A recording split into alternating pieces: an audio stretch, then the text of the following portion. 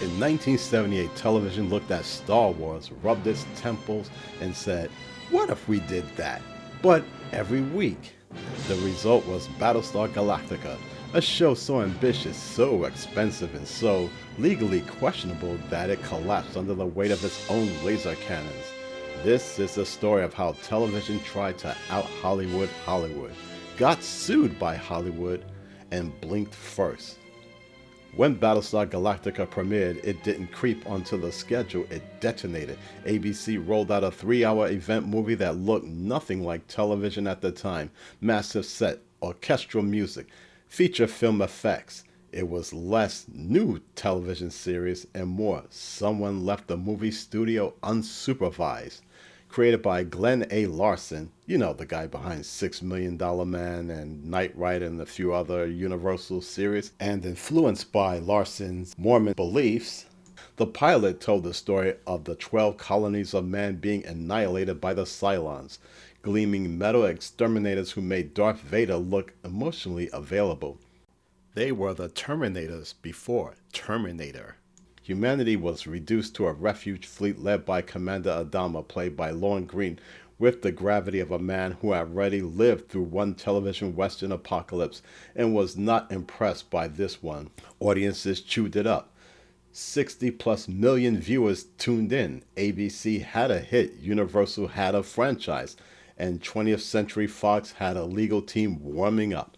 Because Battlestar Galactica did not merely resemble Star Wars, more likely it vibed with Star Wars. The laser blasts sound familiar, the dogfights felt familiar, the black silver armored villains were suspiciously familiar.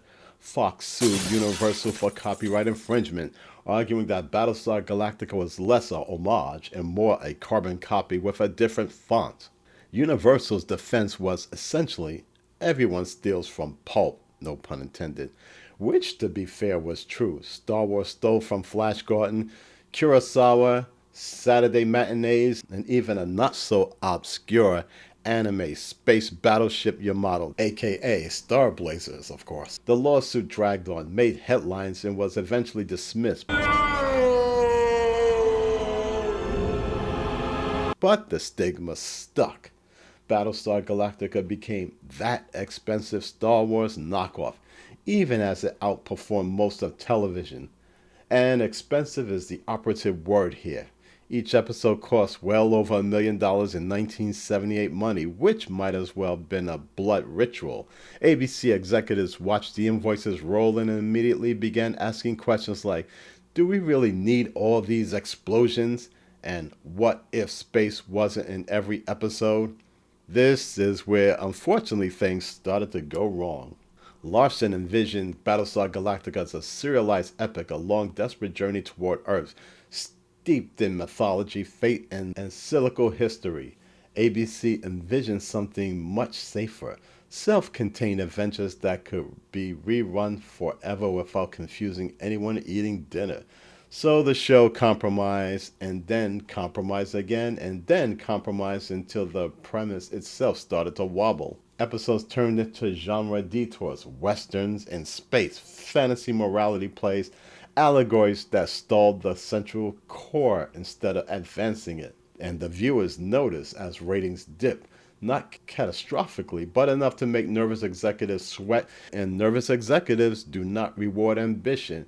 They punish it. Despite still pulling numbers most shows were killed for, Battlestar Galactica was canceled after one season.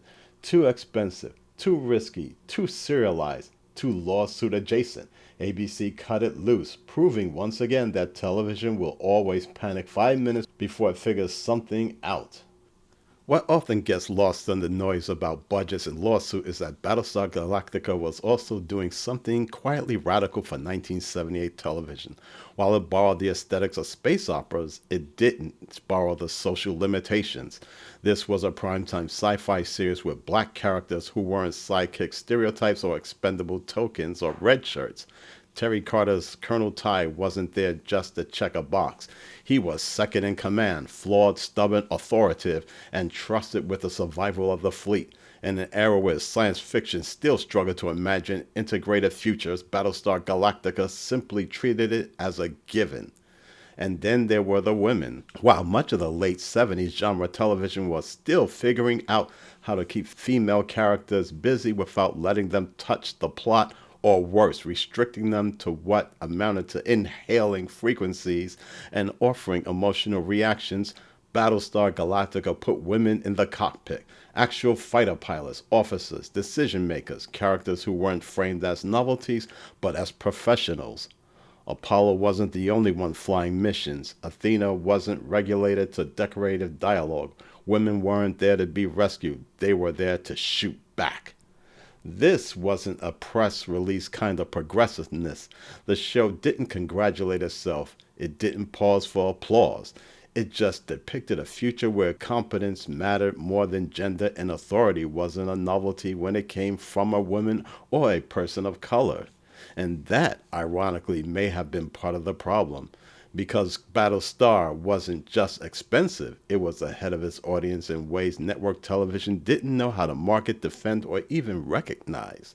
It was bold in its scope, liberal in its casting, and uninterested in apologizing for either, which makes its fate even more frustrating. A show that imagined a future more inclusive than the present didn't get canceled because it failed creatively.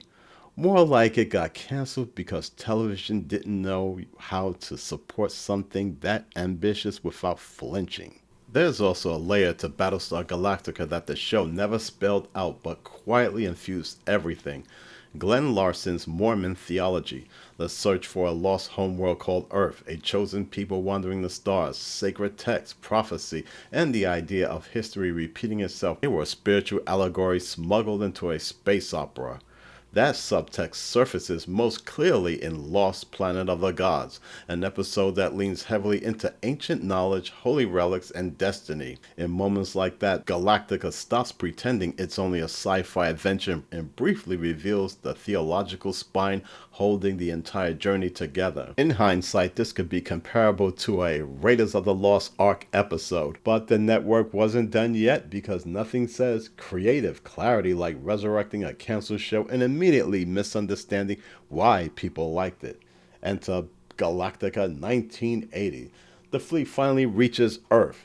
It's modern day America. The Cylons are mostly gone. The tone is lighter. Children are now the main characters. And suddenly Battlestar Galactica feels less like existential science fiction and more like a very special episode waiting to happen. The fans revolted as once again ratings collapsed. Deja vu. The show was canceled mid-season, quietly escorted out of the building and left to rot in syndication. And yet it didn't rot, because Battlestar Galactica lingered in reruns, in fandom, in the memory of a show that reached too high for the medium it was born into. Its themes, artificial intelligence, religious destiny, endless war, the cost of survival, aged better than anyone expected. So well, in fact, that in 2004, Ronald D. Moore rebooted it, stripped away the camp, dialed up the politics, turned it into a bleak, morally compromised meditation of fear, power, and identity. The remake wasn't an apology for the original. Actually, it was proof that the original had been right all along. The 1978 Battlestar Galactica didn't fail because it was stupid or shallow. It failed because it arrived way too early, cost too much, and scared the people writing the checks. It tried to make television cinematic before television had decided that it wanted to be. It flew too close to the sun like Icarus and got sued on the way up, ergo canceled before it could stabilize its orbit. But sometimes that's how progress looks. Because even in failure, Galactica changed what science fiction on TV could be. And in the end, that legacy outlasted every lawsuit, every budget cut, and every short-sighted executive note asking if maybe the Cylons could appear less often. They couldn't, and neither could history. And if you want to see how another space epic from that era took a very different path, click the link on screen for the Buck Rogers retrospective. Same ambitions, different execution. And a reminder that not every sci-fi series survives the post-Star Wars gold rush the same way.